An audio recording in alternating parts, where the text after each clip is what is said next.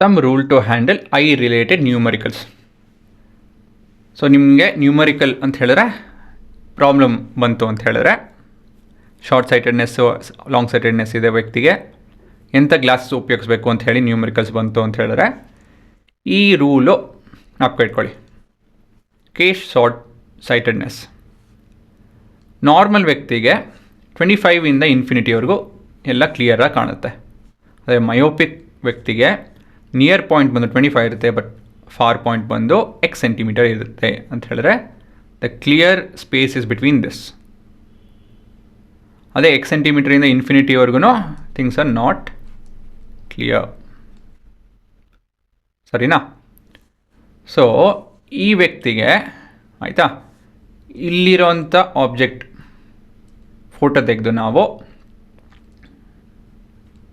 ಅದನ್ನು ಇಲ್ಲಿ ತಂದು ನೋಡಿಸಿದ್ರೆ ಈ ವ್ಯಕ್ತಿಗೆ ಕಾಣುತ್ತಿದ್ದು ಅಲ್ವಾ? ಸೊ ನನ್ನ ಪ್ರಶ್ನೆ ನಿಮ್ಗೇನಂತ ಹೇಳಿದ್ರೆ ಆಬ್ಜೆಕ್ಟ್ ಡಿಸ್ಟೆನ್ಸ್ ಯಾವುದು, ಇಮೇಜ್ ಡಿಸ್ಟೆನ್ಸ್ ಯಾವುದು? ಈ ವ್ಯಕ್ತಿ ಗ್ಲಾಸಸ್ ಹಾಕೊಂಡ್ರು ಅಂತ ಹೇಳಿದ್ರೆ ಆಬ್ಜೆಕ್ಟು ಇಲ್ಲಿರಬೇಕು, ಇಮೇಜ್ ಎಲ್ಲಿರಬೇಕು. ನಾಲ್ಕಲ್ಲಿ ಇವ್ರು ಗ್ಲಾಸಸ್ ಹಾಕೊಂಡ್ಮೇಲೆ 25ಇಂದ ಇನ್ಫಿನಿಟಿವರೆಗೂ ಕಾಣಬೇಕು ಅವ್ರಿಗೆ. ಸೊ ಈ ಗ್ಲಾಸಸ್ ಕೆಲಸ ಏನು ಅಂಥೇಳಿ ಯೋಚನೆ ಮಾಡಿ. ಈ ಗ್ಲಾಸ್ ಕೆಲಸ ಏನಂತ ಹೇಳಿದ್ರೆ ಇಲ್ಲೆಲ್ಲ ಇಟ್ಟಿರ್ತೀವಿ ಅಂದ್ಕೊಡಿ ಆಬ್ಜೆಕ್ಟ್ನ, ಸರಿನಾ?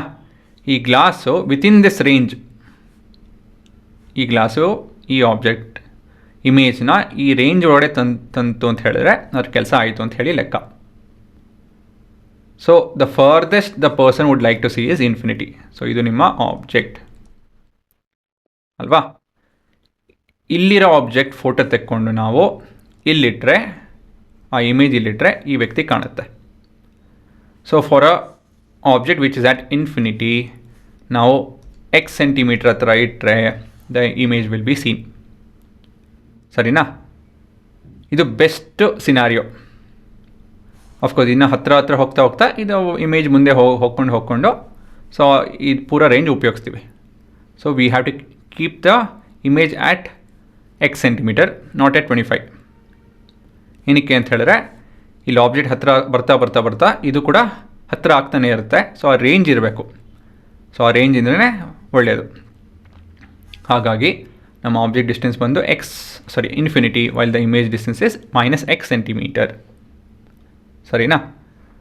ಅದೇ ಲಾಂಗ್ ಸೈಟೆಡ್ನೆಸ್ ಇತ್ತು ಅಂತ ಹೇಳಿ ಇಂಥ ವ್ಯಕ್ತಿಗೆ ಏನು ಮಾಡೋಕ್ಕೆ ನಾವು ನಾರ್ಮಲ್ ಇಲ್ಲಿ 25 ಟು ಇನ್ಫಿನಿಟಿ, ಅದನ್ನು ಕೂಡ ಸೇಮ್ ಇಲ್ಲೂ ಹೈಪರ್ ಮೆಟ್ರೋಪಿಯಾ ಇತ್ತು ಅಂತ ಹೇಳಿದ್ರೆ, ಲಾಂಗ್ ಸೈಟೆಡ್ನೆಸ್ ಇತ್ತು ಅಂತ ಹೇಳಿದ್ರೆ ಇವ್ರಿಗೇನಾಗುತ್ತೆ ಅಂತ ಹೇಳಿದ್ರೆ ಎಕ್ಸಿಂದ ಇನ್ಫಿನಿಟಿವರೆಗೂ ಕ್ಲಿಯರ್ ಆಗಿರುತ್ತೆ, ಇಲ್ಲಿ ನಾಟ್ ಕ್ಲಿಯರ್ ಆಗಿರುತ್ತೆ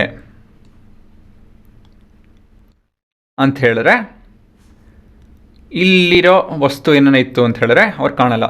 ಅದೇ ಇಲ್ಲಿ ವಸ್ತು ಇಲ್ಲಿತ್ತು ಅಂತ ಹೇಳಿದ್ರೆ ಕಾಣುತ್ತೆ. ಸೊ ನಿಮ್ಮ ಮತ್ತೊಂದು ಪ್ರಶ್ನೆ, ಇಲ್ಲಿ ಆಬ್ಜೆಕ್ಟ್ ಡಿಸ್ಟೆನ್ಸ್ ಯಾವುದು, ಇಮೇಜ್ ಡಿಸ್ಟೆನ್ಸ್ ಯಾವುದು?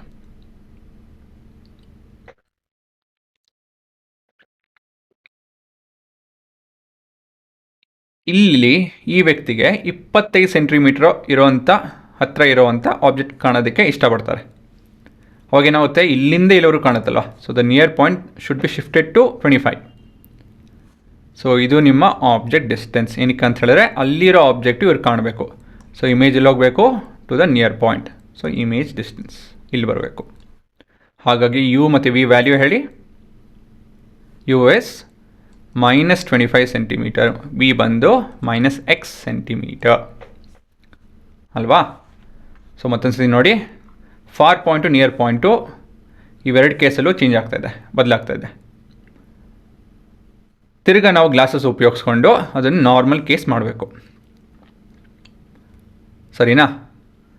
So for a myopic person infinity will be the normal case ಅಂತ ಹೇಳಿದ್ರೆ, ಇನ್ಫಿನಿಟಿ ಕಾಣುತ್ತು ಅಂತ ಹೇಳಿದ್ರೆ ಅವ್ರ ಖುಷಿ.